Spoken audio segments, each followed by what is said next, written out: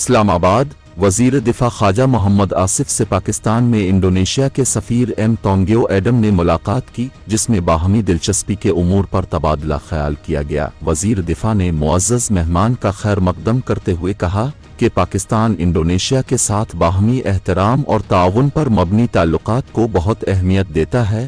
وزیر دفاع نے کہا کہ انڈونیشیا اور پاکستان کے درمیان دہائیوں پرانے قریبی اور خوشگوار تعلقات ہیں جو تاریخی حیثیت کی حامل ہیں۔ انہوں نے کہا کہ پاکستان اور انڈونیشیا کے درمیان اہم علاقائی معاملات پر یکساں تاثرات ہیں۔